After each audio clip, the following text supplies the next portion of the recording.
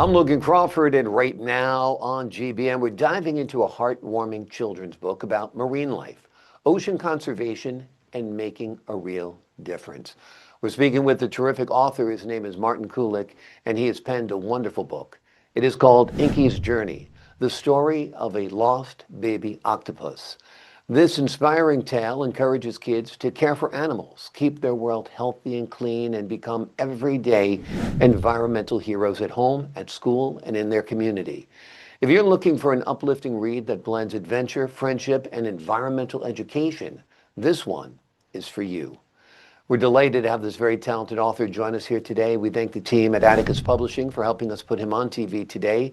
And we ask viewers like you to support authors like him by subscribing to our channel and by purchasing his amazing book.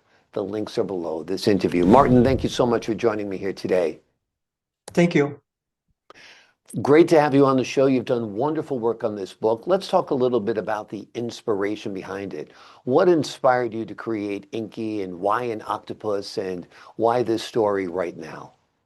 Okay, so I saw a YouTube video about this female diver that was diving and was going in the same place in the deep ocean. And she discovered this baby octopus, and the baby octopus basically started playing with her.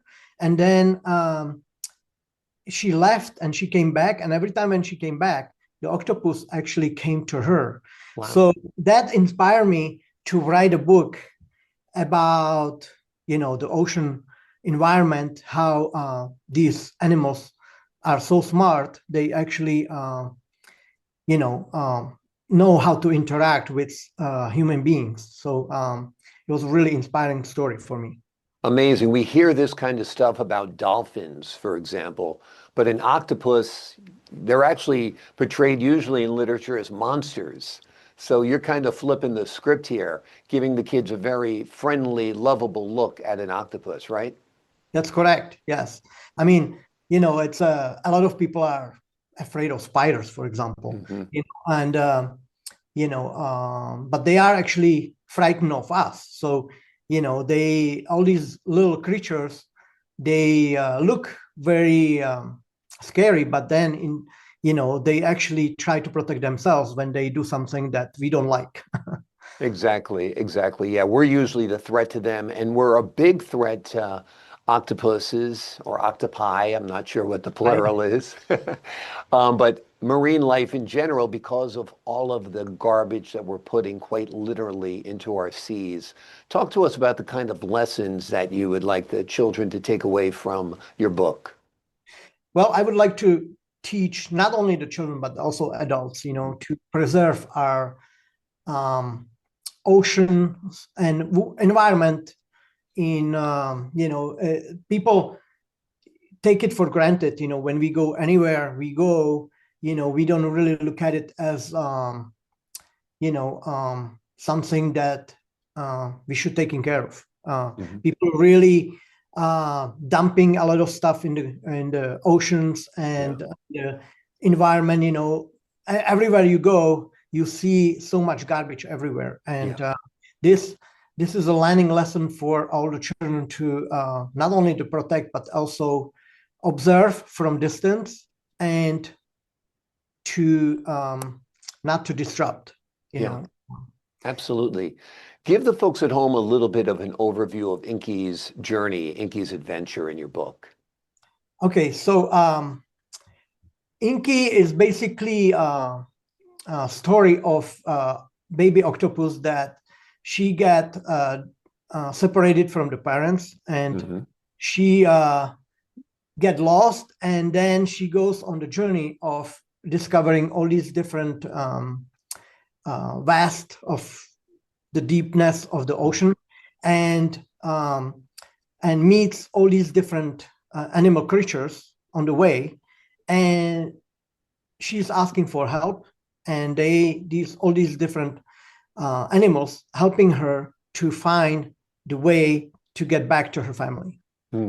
It's a great story. It'll really get kids engaged. Where does the environmental aspect come in, though? Explain that to the folks at home. Sure. When she goes on the journey, she discovers all these different parts of the ocean where it's being very disruptive, and a lot of toxic waste is being dumped into the ocean. And so she goes and has to kind of swim through it, I would say, to get past all these toxic environments, right? Right. So when she gets through it and discover all these different friends that helps her to get through it, that's also landing path for the kids to learn basically how to help each other and help the environment to make it better. Absolutely. And this is a great book because it's going to spark conversations between children and parents and children and teachers. And that's part of it. You want people to discuss the environment, how fragile it is, and what it's doing to our marine life, correct? That's correct. Yeah. Talk to us a little bit about the illustrations in the book. Did you create those? Did you work with an artist? I actually work with artists. So I was introduced by my publisher they gave me samples of the different works that these artists do, and I picked one that was close to me. So I try to create something that's close to and it would be enjoyable for the kids. Yes, So, absolutely. Yeah. It's something that has to be colorful and very pleasing to the eye, and also has to be something that the kids will enjoy. Yeah, absolutely. Yeah, they have to enjoy the adventure in order to get the message. And I think you've accomplished that. And the pictures kind of bring the story to life, which is wonderful as well. Now, you're a musician as well as an author now. Tell us a little bit about how music influences your writing and your storytelling and all of that. So when I grew up in Czech Republic, Mm-hmm. and I started playing drums when I was about 15. And throughout my life, I traveled all around the world, and I've seen a lot of different parts of the world where it's very disruptive. And my journey through music inspired me to write books, because a lot of stuff when you on the road and when you think about all these different things, you get inspired by different events. And so the music actually sparked the what would you say, something that I would enjoy to write, Yeah. Absolutely, absolutely. Music is another form of storytelling, and it's done, rhythmically. But writing in a book, of course, is indeed storytelling as well. So the two absolutely complement each other. And I think the best writing is often lyrical. So I think that's great as well. So tell us about your writing career. Is this your first book? Have you written other books? Yes, so this is my first book. It took me about 2 years to publish it because I had no idea what is involved. And the writing actually part is pretty easy.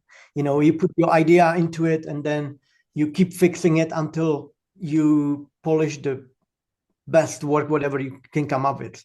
But the publishing process is really difficult. But